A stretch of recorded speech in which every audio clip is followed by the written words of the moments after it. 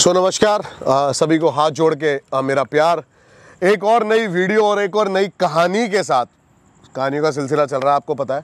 तो ऋतिक गुप्ता, पहले तो मैं भाई को अच्छे से इंट्रोड्यूस कर देता हूँ। आप ये क्लिप देखो पहले। तुमसे मिलने की तमन्ना है, प्यार का इरादा है और एक वादा है जानम। ये क्लिप मतलब भाई सारे गामा पा ये लिटिल चैम्प में आ चुका है। मेरे से तो बहुत छोटा है खैर। और अभी फिलहाल आ गया, अभी टीनेजर पार हो गया, टीनेजर में ही है अभी। देखिए भैया, जो है सिलसिला, सबसे पहले तो मैं सभी को प्रणाम करना चाहूँगा। हमारा नाम ऋतिक गुप्ता है और दीपक भैया का बड़ा प्यार है कि हमको इस काबिल समझें कि आपके चैनल पे आके कुछ अपनी आप बीती बता सकें।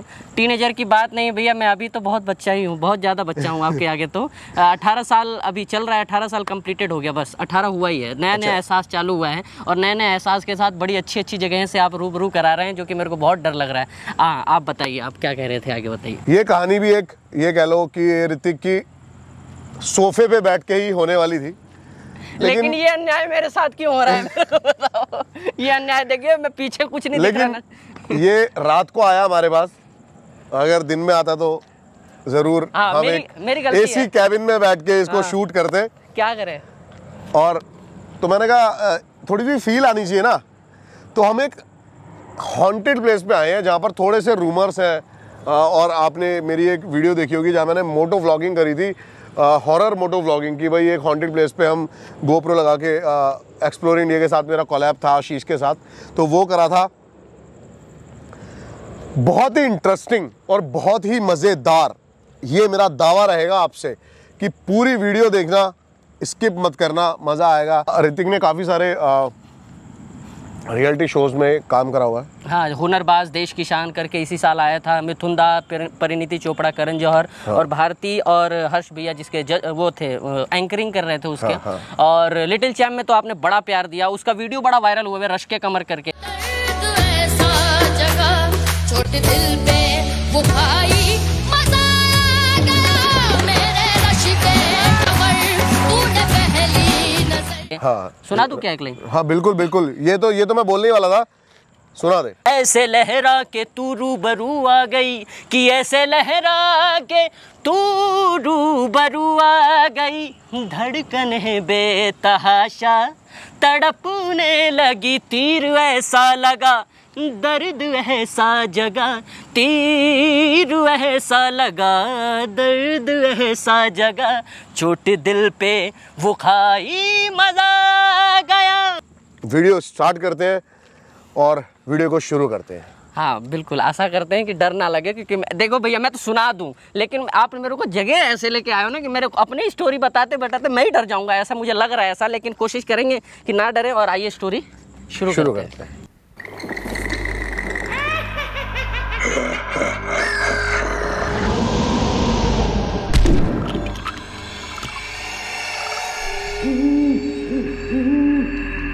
तो सबसे पहले तो मैं ये कहना चाहूँगा कि जितने भी लोग देख रहे हैं, आप माने ना माने, ये रियल मेरे लाइफ में घटित है। जब मैं तकरीबन था 15-16 साल का था, जैसे ही मैंने एक और रियलिटी शो था, उसके मैंने ऑडिशंस ख़त्म किए। तो ये मात्र 2-3 साल पहले की बात है। और मैंने उस टाइम पे अपने बड़े बुजुर्गों से सुना था भैया कि वो बताते हैं कि यहाँ पर ये चीज़ें होती थी, यहाँ पर ये घटना घटती थी। हमारा हर गाँव में एक ऐसा बागीचा या एक ऐसा तालाब ज़रूर होता है जहाँ पे कुछ ना कुछ घटनाएं घटती रहती हैं। होता ही है, आप लोग अपने गाँव में या फिर कहीं राजस्थान, कोई कहीं पे भी रह रहा है। तो हमने ये बचपन में ये सिर्फ सुना था, लेकिन कभी महसूस नहीं किया था। पता है क्यों? क्योंकि हम लोग बड़े उम्र में छोटे थे, रात को डर के मारे मम्मी का पल्लू पकड़ के सो जाते थे, सुबह उठते थे सब भूल के अपना खेलना कूदना चालू। लेकिन हमने सिर्फ वही सुना था। लेकिन मैंने ये घटना देखा कैसे कि दादाजी मेरे थे उस टाइम पे, उनका लास्ट ही टाइम चल रहा था। तो क्या, अच्छा ऋतिक, कहानी शुरू करने से पहले मैं काटना चाहूंगा तेरे को। हाँ, बताओ। सबसे पहले मेरे को ये बता कि बिलीव करता है भूतों पे, घोस्ट पे? बिल्कुल बिल्कुल बिलीव, यही कहना चाहता हूँ। क्योंकि तथ्य भी बताता हूँ, मैं ग्रंथों का सहारा लूँगा। क्योंकि मैं मानता हूँ कि हनुमान चालीसा आप सब जानते होंगे, उसमें का एक 2 लाइन बड़ा फेमस है कि भूत पिचास निकट नहीं आवे और महावीर जब नाम सुनावे। अगर जो भगवान राम ने अवतार लिया तो रावण को मारने के लिए, नेगेटिविटी को हटाने के लिए। अगर जो इस संसार में, इस पृथ्वी पे, इस धरा पे, इस धरती पे अगर जो नेगेटिविटी है, गलत चीज़ें हैं तो सही चीज़ें भी हैं, तो सही चीज़ें भी हैं तो गलत चीज़ें भी हैं। नेगेटिविटी है ये कहीं ना कहीं है, क्योंकि कृष्ण जी ने भी जन्म लिया और न जाने कितने राक्षसों का, कितनी नेगेटिविटी का उन्होंने संहार किया। तो मेरा यही मानना है कि हनुमान जी हैं, वो उनको यही माना जाता है, बालाजी महाराज करके माना जाता है कि वो कितनी नेगेटिविटी को हटाते हैं। और पूरा जो हनुमान चालीसा है उसमें भी 2 लाइनें करके कि भूत पिचास निकट नहीं आवे, महावीर जब नाम सुनावे, उनमें जब ये बातें लिखी हुई हैं तो मैं तो मानता हूँ भैया है। तो 2-3 साल पहले जब मैं गाँव में था तो हमने बड़े बुजुर्गों से सुना था कि ये जगह ऐसा है, तो फिर अब किस्मत ने हमको वो दिखाने का जो समय था वो हमारे करीब लेके आ गई। कैसे था कि हमारे गांव में मेरी दुकान है, हमारे गांव में ना पापा, हमारे बहुत पुरखों का दुकान बहुत पहले से चलता हुआ है, तो किराने की स्टोर है परचून का। तो दिवाली का समय चल रहा था भैया, तो दिवाली के समय में हमारी ग्राहकी बड़ी अच्छी खासी हो गई। तो क्या हुआ कि हमारा जो हम तेल वेल जो था परचून की दुकानों पे तेल, आटा, नमक यही मिलता है, तो वही खत्म हो गया। बताते हैं कि दिवाली के समय है ना, दिवाली वाली रात ऐसी नेगेटिविटी कुछ स्ट्रॉन्ग भी होती है? नहीं, ऐसा तो बिल्कुल नहीं था। हमने बस यही सुना था कि जहाँ पे, अभी मैं आगे बताऊंगा, मेरा गाँव है गाजीपुर, यूपी में, गाजीपुर बलिया के पास। अच्छा। जो कि बिहार में नहीं है, यूपी में ही है, बॉर्डर पे, हाँ बॉर्डर एरिया है। ठीक है। तो तेल खत्म हो गया हमारी दुकान से, तो हमको अर्जेंट जाके तेल लेना पड़ा। तो अब त्योहार का टाइम पे मेरे पापा, चाचा सब लोग लगे पड़े हैं कि ग्राहकी हो रही थी, खाली था मैं। तो पापा ने कहा ऋतिक जाना है, और तेल का टीन में मैंने फ़ोन कर दिया, लेके आ जाना है। और भैया बीच में हमारे गांव का उत्तर टोला बोलते हैं, हमारे उत्तर की तरफ पे एक तकरीबन 1.5 किलोमीटर का बागीचा आता है, और बाकी जो मेरे को रास्ता तय करना था वो तकरीबन 6 किलोमीटर का था। तो पापा ने कहा जाओ, और 3 बजे उन्होंने बोला कि जाओ और तकरीबन 5 बजे तक वापस आ जाना, क्योंकि 6 बजे 3 बजे से 5 बजे 2 घंटे में वापसी आ जाना, 2 घंटे में वापसी जाके और तेल लेके आ जाना है। हाँ। लेकिन क्योंकि 6 बजे तो गांव में ना रोड लाइट्स होते हैं, ना आपके पास ऐसा कोई सुविधा है कि टॉर्च दिखा दिया कोई करके, वहाँ पे झुग्गी झोपड़ी है अपना, कोई वहाँ पे है, कोई मकान भी है तो किलोमीटर में दूर पे है, तो अंधेरा का बड़ा वहाँ पे डर था। तो उन्होंने बोला 2 घंटे में जाके आ जाना है, आ जाना वापसी। ठीक है।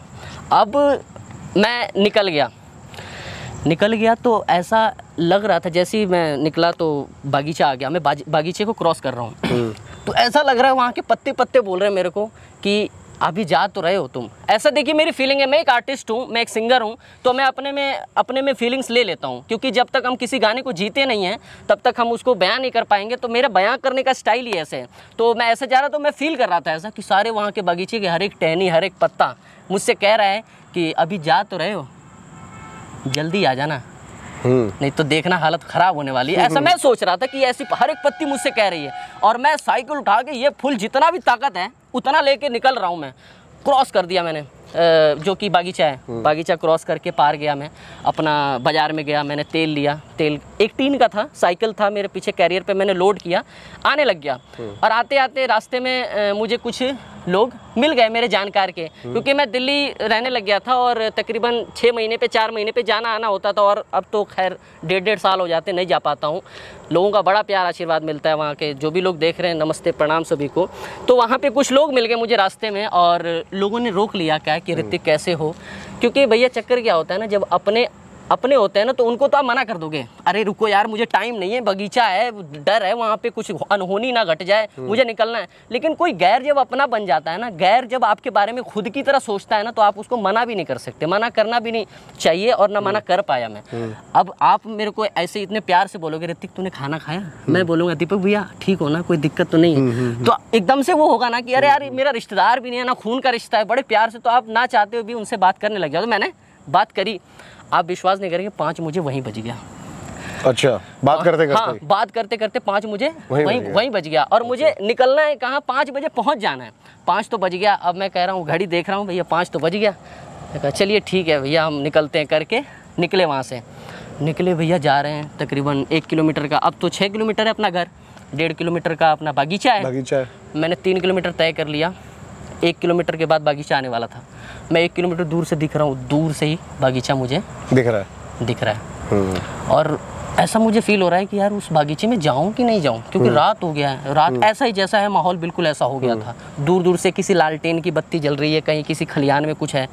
तो मैं देख रहा हूँ मैं जाऊं कि नहीं जाऊं, क्या करूं, यहीं से वापस हो जाऊं। लेकिन आपको पता है ना गाँव के रास्ते कैसे होते हैं। जो भी गाँव से बिलोंग कर रहे होंगे आप मेरी बात से सहमत होंगे कि अगर जो गाँव में रास्ता है तो वन वे है, बिल्कुल ना लेफ्ट है ना राइट है, पीछे तो जाने का सवाल ही नहीं है। अब मेरा जो रास्ता था ऐसा था कि इधर तो पूरा खेत और इधर भी खेत, पूरा वन वे सिर्फ रास्ता है। या तो मैं वापस हो जाऊं या तो पार कर जाऊं, आर या पार वाली हालत थी वहाँ पे। अब मैं क्या करता, मैंने भगवान का नाम लिया। मैं कहा प्रभु अब आप ही हैं, जो भी हैं, ये जो बागीचा है ना इससे पार करा दो। क्योंकि जब आपको पता हो जाता है ना कि एक तो देखिए दो चीज़ें होती हैं। जब आपको पता दो चीज़ें होती हैं कि एक तो आपके साथ घटना घट गई, आप गए, आपने भूत देखा, डरे, हालत खराब, आप घर आ गए, काम खत्म। लेकिन जब आपके दिमाग में पहले से भर दिया जाता है ना कि बेटा उस बागीचे में इस टाइम को ना ये होता है, तो आपकी ना जो डर की जो डर का जो स्तर होता है ना, यहाँ से ना पता नहीं कहाँ जाता है, आपको ही नहीं पता होता। बल्कि वो चीज़ दिख भी गई ना तो हालत बहुत खराब, वहाँ पे लेट जाओगे, हालत खराब हो जाओगे, देखने से पहले ही डर के वहाँ पे धराशायी हो जाओगे। फिर उसके बाद अब आ गया पूरा बागीचे का ये पूरा यहाँ पे बेदी आ गया करके कि अब पैर रख के अब अंदर एंटर करो। भगवान का नाम लिया, मैंने एंटर किया। जैसे एंटर किया एकदम से हवा स्टार्ट हो गई वहाँ पे, एकदम सन्नाटा था बिल्कुल, और हवा स्टार्ट हो गई। बगीचे में कदम रखते ही बागीचे में कदम रखते ही क्या 3-4 कदम जैसे ही चला, साइकिल भी था, साइकिल लेके चल रहा हूँ ऐसे ऐसे, और मैं खुद आगे आगे बढ़ रहा हूँ। और जैसे लग रहा है कि मतलब हवा तेज चलने लग गई। और ऐसा आपने कभी रात में आपने कभी कोयल की आवाज़ सुनी है क्या? कोयल रात में, मैंने तो अपनी ज़िंदगी में नहीं सुना रात को कोयल की आवाज़। अब समझ लो डर का जो स्तर है ना बिल्कुल ही डबल ट्रिपल, क्या मैं क्या बताऊँ कौन सा हालत हो गया था मेरा वहाँ। मैं धीरे धीरे बढ़ रहा हूँ, रात को कोयल की आवाज़ आ रही है करके। मैं समझने की अपनी ज़िंदगी में मैंने 2 बार ही बस कोयल की आवाज़ सुनी है, 2 प्रहर में। एक तो जब बारिश वगैरह होती है तब, या तो सुबह का टाइम पे भोर में, इन 2 वक्त पे ही मैंने कोयल की। लेकिन रात के शाम के टाइम पे, रात के 8-9 बजे करीब में, बिल्कुल अंधेरी रात में कौन कोयल बोलती है भाई? कोयल की आवाज़ सुनी। लेकिन मैं अपने दिल को मना रहा था, अरे नहीं ऋतिक कुछ नहीं है, ये होगा, कुछ होगा, कोई कोयल बीमार होगी या कुछ हुआ होगा, तुम जाओ यहाँ से भाई, सीधा निकल दे, सोचो मत तुम। मैं अपने मन को मना के, अभी तो मैं बड़े मज़े से सुना रहा हूँ आपको कहानी, लेकिन मेरी हालत क्या थी मेरी आत्मा जानती है। उस टाइम पे मैं आगे बढ़ने लग गया, एकदम से कौवे, रात के समय में कौवे इतने सारे, सिर्फ कौवे दिख रहे हैं, सिर्फ कौवे बिल्कुल, जहाँ पे देखो कौवे, जमीन पे देखो कौवे तो काले होते हैं, आप कहेंगे कैसे रात में दिख गया। लेकिन उनकी जो फड़फड़ाहट है ना, वो जो सूखे पत्तों पे उनका उड़ना, बैठना, आके काँव काँव करना करके मेरे को एहसास हो गया कि सिर्फ कौवे रात के समय पे। और सबसे बड़ी बात, ये सारी घटनाएं हो कि बिल्कुल ऐसा हो जाता था कि ये कुछ हुआ ही नहीं। कोयल ने ऐसा बोला और ऐसे गायब हुई जैसे पता ही नहीं कि कोयल कभी थी या बोला भी था कि नहीं, ऐसा हो गया था। और जो कौवे थे वो भी एकदम से, इतने सारे कौवे, और एकदम से कहाँ गायब हो जाएंगे। वो सारी घटनाएं मेरे साथ घट रही थी भैया, चमगादड़, कौवे, जितनी भी सारी चीज़ थे। मैं अपने दिल को मना रहा था कि कुछ नहीं हुआ। फिर मैं साइकिल लेके चल रहा हूँ। तीसरी घटना क्या हुई मेरे साथ, आप विश्वास नहीं करोगे। मैं साइकिल तो 3 पीछे है, लोड भी है, मैं लेके चल रहा हूँ। एक तरह ऐसा टाइम ऐसा है कि मैं तो आगे बढ़ रहा हूँ, लेकिन साइकिल एकदम से रुक रही है। जैसे लग रहा है कि साइकिल को किसी ने होल्ड कर रही है बिल्कुल। वो साइकिल नहीं बढ़ रही, मैं बढ़ रहा हूँ। फिर मैं देख रहा हूँ पीछे, तो पता है कैसा लग रहा है वहाँ पे, जैसे ऐसा लगा हो ना कि साइकिल को ऐसे किसी ने पकड़ के एकदम से छू के हटा गया, सन्नाटे से बिल्कुल। ऐसा मुझे लगा कि किसी ने पकड़ा, साइकिल पकड़ के होल्ड किया और छोड़ के बिल्कुल भागा, हटा लिया हाथ, कि जैसे मैं देखूं तो कुछ दिखे ना वहाँ पे। लेकिन अपने दिल को मैं मना रहा था कि इतनी कुछ हुआ नहीं है, क्या पता वो टायर के नीचे कुछ ईंट आ गई हो या कोई गड्ढा हो तो रुक गई होगी साइकिल, कोई बात नहीं ना, चलो। फिर मैं आगे बढ़ने लग गया धीरे धीरे। फिर वही किसी ने रोका करके मैं खींच रहा हूँ ज़बरदस्ती, और साइकिल और टाइट होते जा रही है, बढ़ नहीं रही है। जैसे फ्री हैंड में चल रही थी, बढ़ नहीं रही है। लेकिन फिर धीरे धीरे वो ख़त्म हो गया। अब फिर ऐसा लगा कि पीछे से किसी ने ना ऐसे जैसे कॉलर पे ऐसे हाथ फेरा हो, किसी ने हाथ फेर के और हटाया हो, और मुझे पूरा फील हुआ किसी ने छुआ था उस टाइम पे मुझे। ऐसा भी हो सकता था कि किसी आम का पेड़ का जो टहनी था वो मेरे गर्दन पे ऐसा लगा हो, ऐसा भी हो सकता था। लेकिन मुझे ऐसा नहीं लगा, मुझे लगा किसी ने लिटरली छुआ है। और मुझे ऐसा लगा था बिल्कुल किसी ने छुआ कॉलर पे, और मैंने एक हाथ छोड़ के ऐसे करके फिर मैं अपने दिल को मनाया कि क्या होता है भैया, मेरे को समझ ही नहीं आया कि मतलब ऐसी चीज़ें मेरे लाइफ में ऐसा घटित हुआ। भगवान ने दिखाया तो एकदम से इतना दिखा दिया कि पूरा मतलब कोई कहीं का रास्ता ही नहीं छोड़ा मुझे। धीरे धीरे मैं सारा चीज़ भुला के चल रहा हूँ। इतना जो घटना हुआ ना, जो मैंने आपको ये चमगादड़, कौआ, ये जितनी भी सारी चीज़ें बताई, इससे मैंने एक चीज़ तो पता लगा लिया, वो साइकिल का ना बढ़ना, मेरे कॉलर पे हाथ आना, वो इससे तो मैंने एक चीज़ पता लगा लिया कि ये ज़रूर कुछ ना कुछ गड़बड़ है। हाँ गड़बड़ है, नेगेटिविटी है। वहाँ से मुझे ठप्पा लग गया। अब मेरे को सारी बातें, मेरे को दादा की बातें याद आ रही थी। दादा की 2-3 ऐसी बातें थी कि मैंने सुनी थी। मैं बचपन में दादा की बातें सुनता था, बड़े ध्यान से, बड़े गौर से, बड़े दिल से सुनता था। उन्होंने कुछ बातें बताई थी कि जो घोड़े होते हैं ना, घोड़े पिछले जन्म में साधु ऋषि मुनि होते थे। अच्छा। हाँ, जो घोड़े इस टाइम पे होते हैं, मेरे बड़े बुजुर्ग बताते थे कि जो घोड़े होते हैं वो पिछले, इसलिए आपने देखा होगा जो घोड़े का नाल हम लोग यूज़ करते हैं, घोड़े का नाल कोई गले में पहनता है, या घोड़े का नाल कोई अपने गेट के, अपने मेन द्वार के आगे टंगवाता है। तो हमने ऐसा बड़ों से सुना है, बुजुर्गों से सुना है कि जो घोड़े होते हैं वो पिछले जन्म में ऋषि मुनि थे। उनके पास ऐसा ऑरा होता है कि नेगेटिविटी उनके पास आसपास नहीं घूमती है।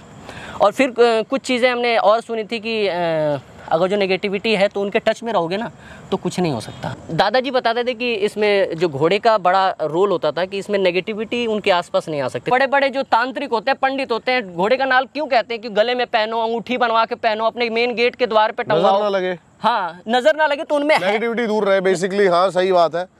सारा अगर देखा जाए तो उसका यही है कि नेगेटिविटी दूर रहे। तो जब मैं बागीचे को पार कर रहा था भैया, आपको डर तो नहीं लग रहा है? मुझे लग रहा है डर तो नहीं लग रहा ना? मेरे को इंटरेस्ट आ रहा है। बड़े सौभाग्य से वहाँ पे मुझे कुछ चरवाहे जो थे, कभी भी उस बागीचे में कोई रुकता नहीं था, लेकिन उसी दिन दूर दूर के जो व्यापारी थे वो अपने घोड़ों को लेके आके रुक गए थे। अपने घोड़े बांध के वो अपने अपने जगह पे, आप कह सकते हैं, या किसी रिश्तेदार के पास जाके, घोड़े को देखने के बाद मेरी हिम्मत जान में जान आई कि चलो खैर, क्या पता जो दादा ने बताया होगा सही बात होगा, मैं जाके पास में हो जाता हूँ। मुझे कुछ नहीं समझ में आया भैया, सच बता रहा हूँ। मेरे को डर इतना लग रहा था, मैंने टीन से भरा जो साइकिल था ना, मैंने एक पेड़ के वहाँ पे लगाया और मैं पीछे मुड़ के तो देख ही नहीं रहा था, और धीरे धीरे जाके मैं घोड़ों के पास खड़ा हो गया। अब घोड़ों के पास मेरे हाथ में कुछ नहीं है, पैरों में चप्पल पहना हुआ है मैंने, और ऐसे ऐसे देख रहा हूँ करके, और दूर दूर से ऐसा जैसा लग रहा, आम का पेड़ का बगीचा था वो, ऐसा लग रहा था कि आम की जगह पे पता नहीं सफ़ेद सफ़ेद सा क्या है करके, कौवे खूब है, हवा तेज़ चल रही है, ऐसा ऐसा हो रहा है। और मैं जितना वो सब हो रहा है, मैं पीछे हटते जा रहा हूँ घोड़ों के पास और चिपकते जा रहा हूँ। घोड़ों से बिल्कुल चिपक गया। फिर जब तक मैं घोड़ों से चिपका रहा ना, जो उनके हाथ पे, उनके पीठ पे हाथ रखा रहा, तब तक मुझे ऐसा कोई नेगेटिविटी, ऐसा कुछ नहीं आसपास नज़र आया, और ना मुझे डर सा लगा, मुझे हिम्मत सी आई। फिर मैंने क्या किया, अब रात का समय था, मुझे ऐसा करना चाहिए था कि नहीं करना चाहिए था, मैंने एक घोड़े को उसमें से खोल लिया, एक घोड़ा खोल दिया। आसानी से बंधा होता है, रस्सी से हमने खोल लिया। और जो भी, अगर जो मैंने ये सोच के खोला कि कुछ भी पंगा होगा, तो सबको पता ही है, मेरे दादाजी बड़े फेमस हैं, पोतन साव करके, वो हड्डियों का बड़ा इलाज करते थे मेरे दादाजी। कोई टेंशन नहीं है क्या होगा, जब पता लगेगा, अरे पोतन साव का परनाती नहीं किया, कोई दिक्कत नहीं है, घोड़ा मिल जाएगा वापस। तो मैंने इसीलिए, और जान पे जब बनान पड़ती है ना, जब जान पे आती है ना, तो बंदा कुछ भी, मरता क्या ना करता वाली बात थी। तो मैं कहा चलो इल्ज़ाम लगने तो घोड़े चोरी का, मैं करता हूँ जो भी है। तो मैंने घोड़ा खोल लिया वहाँ से और लेके आगे बढ़ने लगे। लेकिन मैंने घोड़े का रस्सी पकड़ा हुआ था, ये मेरा बैड लक था। मैंने घोड़े का रस्सी पकड़ के मैं चल रहा हूँ, पीछे पीछे वो चल रहा है घोड़ा।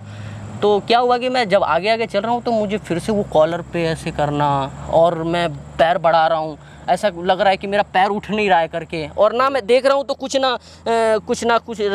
कुछ रस्सी बंधा है, ना कहीं गड्ढे में फंसा हुआ है पैर, कुछ नहीं है, ऐसे नॉर्मल पैर यहाँ पे है, और ऐसे उठ नहीं रहा है, क्यों नहीं उठ रहा है? तो ऐसा मेरे को फील हो रहा था। तो फिर मैंने सोचा कि शायद, क्या पता, मैं घोड़े के टच से दूर हूँ, तो हो सकता है। मैं क्या काम किया कि घोड़े के पास उसका गर्दन का जो बाल होता है, उसका एक बाल, 2-3 बाल, और ये भी बाल भी बड़ा काम आता है, जो घोड़े का बाल होता है वो भी बड़ा काम आता है। तो उसका तोड़ के मैंने हाथ में ले लिया और उसके गर्दन पकड़ के मैं उसके साथ चलने लग गया। उसका जो ये चीज़ होता है ना, घोड़े तो काफ़ी बड़े होते हैं, तो उनका वो चीज़ पकड़ के, जो भी टच में हो रहा था, मैं टच कर रहा था, टच करके उनके साथ साथ निकल रहा था। आप विश्वास नहीं करोगे भैया, घोड़े का ऐसा रहमो करम था, उसकी वजह से मैं धीरे धीरे निकलते गया। और मुझे बस दिख रहा था, जो बागीचे का दूसरा छोर था ना, अब मुझे दिखने लग गया था कि मैं एंड पे आ रहा हूँ अब। और धीरे धीरे, मतलब जो मेन पीक होता है ना अपने पबजी में पीक, उससे मैं आगे निकल गया था, और मैं धीरे धीरे एंड वाले स्थान पे जा रहा था। धीरे धीरे बढ़ता गया। मैं कह रहा था, माता रानी, हे माता रानी, बस वो जो रेखा है ना, वो बाउंड्री है ना, वो मैं क्रॉस कर जाऊं बस, क्योंकि वो वहाँ पे ऐसा नियम था कि उस बागीचे से पार हो गए ना तो आप सुरक्षित हो, सेफ हो, ऐसा है। मैं धीरे धीरे आगे निकल रहा हूँ भैया। फिर उसके बाद जो बाउंड्री थी वो मेरे पास आ गई, और मैं घोड़े को लेके आगे निकल गया, पार कर गया, बाउंड्री पार कर गया। बाउंड्री में पार कर गया। धीरे धीरे आगे बढ़ रहा हूँ, धीरे धीरे आगे जब 100 मीटर जब गया तो मैंने घोड़े को छोड़ा और तब मैं पीछे मुड़ा। पता है क्या हुआ वहाँ पे? आंधी बिल्कुल इतनी तेज कि जैसे कि कोई गुस्सा कर रहा हो कि ये मेरे हाथों से निकल के कैसे गया, ऐसा कोई ऐसा गुस्सा कर रहा हो। बिल्कुल टहनियाँ ये वो झकझोर रही है, बिल्कुल तेज आंधी, एकदम तेज जब आंधी आ रही थी। तो फिर उसके बाद 3-4 लोग, जैसे ये पेड़ देखिए आप, जो भी ये पेड़ दिख रहा है ना, ये पेड़ देखो, ये देखो, ये इतना धीरे धीरे, अब पता नहीं कैमरे में दिख रहा होगा नहीं दिख रहा होगा, ये पेड़ दिख रहा होगा। हाँ, तो ये पत्तियां जैसे हिल रही है ना, तो अगर जो आप डरे होगे ना तो ये पेड़ में भी एक शक्ल नजर आएगी आपको भूत की। जब आप डरे होते हो ना तो एक इस पेड़ में भी नजर आती है शक्ल भूत की। तो मैंने ऐसे देखा, ये पेड़ तो बहुत ना के बराबर हिल रहा है, इतनी तेज हिल रहा था ना कि जैसे पेड़, इतना बड़ा विशाल पेड़ ऐसे ऐसे हिल रहा हो पूरा, इतनी आंधी से। और इसी पेड़ पे ना 2-4 लोग नीचे, ऐसे पेड़ पे 2-4 लोग नीचे, 1-2 लोग ऊपर और एक पेड़ के ऊपर अच्छा। वो जो चीज थी ना अब निकल के आई ना, क्योंकि उन्होंने सारी कोशिश तो कर ली। एक पेड़ पे बोलते तेरे को 5-6 लोग लटके दिखाई दिए। हाँ, लोग नहीं उसमें दिख रहे हैं, अभी भी लोग नहीं दिख रहे हैं वहां पे। लोगों के भेष में जो कपड़ा होता है ना सफेद, वो आदमी के रूप में ऐसा, उसका क्या कहते हैं, आकार, उसका एक आकार बना पड़ा दिख रहा है, लेकिन अंदर कोई चेहरा नहीं दिख रहा है, सफेद है बिल्कुल। और 2-4 लोग नीचे टहनी पे हैं, 2-4 लोग ऐसे जैसे लग रहा हो कि ऐसे हिल रहे हो, बिल्कुल टहनी को पकड़ के ऐसे रखा हो। 2-4 लोग वहां से, जैसे एक पूरी टीम नहीं होती है वैसा मुझे लग रहा था। फिर उसमें से और एक बंदा पता कहाँ था, हवे में। उसने ना कोई चीज़ पकड़ा है, ना किसी का सहारा है, ना उसके नीचे कुछ है, ना उसके ऊपर कुछ है, वो बिल्कुल हवे में ऐसे लटका हुआ है बिल्कुल। और उसका ये जो चीज़ था ना बिल्कुल कपड़े का आकार में था, अंदर कोई चेहरा नहीं था, वो सिर्फ एक कपड़े का आकार था बिल्कुल ऐसे। और उसके नीचे कपड़े ऐसे ऐसे लहर रहे हैं और उसका बिल्कुल भाई ये जो बता रहा ना, मैं सारी चीज़ें इमेजिन कर पा रहा हूँ, और अब मेरी भी हल्की सी फटी है यहाँ पे। नहीं, जो भी है आप विश्वास करो कि एक, और सबसे बड़ी बात है कि वहाँ पे छोटा सा बच्चा है और कोई नहीं है उसके साथ। घोड़ा भी तो छोड़ दिया ना, घोड़ा तो अपना चरने के मस्त मौला में वो चला गया, जो भी जहाँ भी चला गया होगा मैंने वहाँ पे छोड़ दिया, क्योंकि मुझे पता है अब खतरा हट गया है। लेकिन वहाँ पे मुझे एक चेतावनी। साइकिल का क्या हुआ? साइकिल छोड़ दी ना मैंने वहीं बागीचे में, मरता क्या ना करता, मैं साइकिल देखूं, अपना जान देखूं। एक दो पेड़ पे 2-4 लोग ऐसे, 2-4 लोग जैसे कि पूरी टीम नहीं है, डांस टीम जो लास्ट में परफॉर्मेंस करने के बाद ऐसे करके खड़ी होती है बिल्कुल। 2-4 लोग ऐसे, वहाँ पे 3-4 लोग ऐसे, एक बिल्कुल ऐसे। और उसमें का जो सरदार था ना वो पेड़ पे था, ना किसी टहने, ना किसी पत्ते पे, वो बिल्कुल हवे में था और ऐसे था बिल्कुल। और पता है क्या बोल रहा वो, मैं जैसे पीछे मुड़ा तो मुझे ऐसी आवाज़ आई करके, भोजपुरी में बोला उन्होंने, लेकिन मैं ऐसे बताता हूँ, हिंदी में बताता हूँ। उसने बोला कि आज तक इस बागीचे में, इस समय पे और हमारे मौजूदा हालत में, क्योंकि जो नेगेटिविटीज़ होती है ना, कि उनका जो पूरा झुंड होता है ना, कभी कभी इकट्ठा होता है, वो हमेशा एक साथ नहीं रहते हैं, कोई वहाँ पे भी कोई यहाँ पे भी। और तो वही बोल रहा था कि हम सभी के प्रेजेंस में कि, और इस टाइम पे और इस बागीचे से कोई इतनी सुरक्षित जो निकल गया है वो तू इकलौता है। तूने बड़े अच्छे कर्म किए हैं, तेरे बड़े अच्छे कर्म है, तेरे बुज़ुर्गों ने बड़े अच्छे कर्म किए हैं कि तू आज इस बागीचे से, इस टाइम पे, इस मौके पे, हमारे सभी लोगों के प्रेजेंस में तू निकल गया। तूने बड़े अच्छे कर्म किए होंगे। अब तू निकल जा यहाँ से, तू चला जा, वापस हमारे इस साम्राज्य में आने की कोशिश मत करियो। और तू समझ ले कि जब ये गया है ना इतने सुरक्षित, तो बड़े कर्म किए होंगे, बड़े पुण्य है तेरे कि तू चलेगा, वापस इधर लौट के मत आइयो इस टाइम पे। ये हुआ था मेरे साथ। सो भाई मेरे को बड़ा मज़ा आया ऋतिक की स्टोरी सुन के। अगर आपको भी इतना ही मज़ा आया तो इस वीडियो को लाइक ज़रूर करना। और भाई बहुत यंग है अभी ये, बहुत यंग है अभी ये। कुछ भी कमेंट करने से पहले सोचना कि आप किसी को मोटिवेट कर रहे हो या किसी को डीमोटिवेट कर रहे हो। नहीं, मेरे को घंटा फर्क नहीं पड़ता, जो मेरे प्यार करने वाले हैं मेरे को उनसे फ़र्क पड़ता है, बाकी किसी से फ़र्क नहीं पड़ता मुझे। तो मैं इस बच्चे की वजह से सिर्फ ये स्पेशली बात बोल रहा हूँ कि किसी को डीमोटिवेट या मोटिवेट करने से पहले सोच लेना। अब ये बात मेरे को क्यों बोलनी पड़ रही है, मैंने लास्ट एक वीडियो बनाई थी एक लड़की की, कि एक लड़की ने अपना सपना बताया और वो सब कुछ रियल होता चला गया। तो उसमें इतनी नेगेटिव कमेंट थे कि वो लड़की भी पढ़ के क्या सोच रही होगी। लेकिन सबसे बड़ी बात ये कुछ चूतिया ऐसे लोग जो ये चीज़ों को, मतलब अपनी लाइफ की फ्रस्ट्रेशन आप किसी की लिए बोल के, मैं तुम्हारी भी माँ बहन है, क्या है क्या नहीं है। खैर इस टॉपिक पे नहीं जाते, मैं जाना भी नहीं चाहता था, मैं अवॉइड ही करता हूँ तुम्हें सबको, जो नेगेटिव बंदे होते हैं इनको। तो बस यही बोलना चाहूँगा कि ठीक है, लाइक करना, इसका चैनल भी है एक, और वो चैनल वो तो मेरी कमाई है आज की। तो उस चैनल को जाके प्यार देना। भी ये व्लॉग भी बना रहा था हमारे साथ। ये बिहाइंड द सीन भी चल रहा है यहाँ पे, जो भी लोग देख रहे हैं। मेरा छोटा सा चैनल है ऋतिक गुप्ता करके। मैंने चैनल इसलिए बनाया था कि कभी कोई वीडियो में डालूं तो खोए ना। मैंने इस सोच से, मैं कोई यूट्यूबर नहीं हूँ भैया, बहुत अच्छा कर रहे हैं काम। नहीं, आप लोग इनको सपोर्ट प्यार करते हो। मैं भी कोई प्रोफेशनल नहीं हूँ यार। आप मैं जैसा भी हूँ, जो भी नालायक या फिर कह सकते हो अनप्रोफेशनल, लेकिन आप बहुत सराहते हो, आप बहुत प्यार देते हो, तो इसलिए मैं करता हूँ। तो भैया को जो भी प्यार मिलता है थोड़ा बहुत छिड़काव हमारी तब भी करिए। देखिए मेरा ऋतिक गुप्ता के नाम से चैनल है, ऋतिक गुप्ता _official_ के नाम से मेरा इंस्टाग्राम, वो तो खैर डिस्क्रिप्शन में भैया दे ही देंगे। और ऋतिक गुप्ता ऑफिशियल के नाम से मेरा फेसबुक पेज है। तो आप लोग जुड़िए, अपना प्यार का छिड़काव जो भैया पे जो पूरी बारिश होती है थोड़ी बहुत छिड़काव इस नाचीज पे भी करिए। और रही बात नेगेटिव कमेंट की भैया, तो मैंने पहले ही बोल दिया था, ये मेरी सारी आप बीती है। मैं अपना एक्सपीरियंस शेयर कर रहा हूँ। मैं किसी को नहीं कह रहा हूँ कि आपको मानना पड़ेगा या मानो करके। मैं बस अपनी आप बीती आप सभी से शेयर कर रहा हूँ। जैसा भी लगे आप लोग आशीर्वाद दीजिएगा कमेंट के रूप में। और जो रही बात गानों की, तो अपकमिंग इंडियन आइडल जो भी चीज़ें आ रही हैं, रियलिटी शोज़ आ रहे हैं, अपना प्यार आशीर्वाद बनाए रखिए कि फिर से मैं अपने सोनी पे, कलर्स पे, जहाँ पे भी मौका मिले आप सभी को एंटरटेन कर पाऊँ। बहुत बहुत शुक्रिया। जय माता की भैया। सो भाई अगर आप भी नेक्स्ट हो तो पता है आपको क्या करना है, डिस्क्रिप्शन खोल के फॉर्म भरना है। पहले खोल लोगे सब समझ में आ जाएगा। बार बार बता के वीडियो और लंबी नहीं करूँगा। इंस्टाग्राम पे फॉलो, वो किस पे बना रहे हैं, किस पे डालते हैं वीडियोस? अच्छा, फेसबुक पेज भी है एक, और उस पर भी हम वीडियोस ये अपलोड करते हैं, तो वहाँ पर भी प्यार दो। डिस्क्रिप्शन खोलोगे ना सारी चीज़ें आ जाएगी। राकेश गुप्ता जी, इनके चैनल को बेहद प्यार चाहिए। और अब तो मोनेटाइज भी हो गया भाई का चैनल, तो भाई और प्यार दो। और love you, take care, bye bye. मिलते हैं अगली किसी हॉन्टेड लोकेशन पे और ऐसी ही किसी नई स्टोरी के साथ। और आप लोग आ रहे हैं ना, अगर जो स्टोरी शूट कर रहे हैं तो 2-4 बंदे साथ में आना, क्योंकि इतनी डरावनी चीज पे लेके आ रहे हैं। नहीं, डर लगेगा। बाकी सबके लिए सोफे पे बैठ के टेंशन ना लो। Love you, take care, bye bye. चलो tata, bye bye, thank you.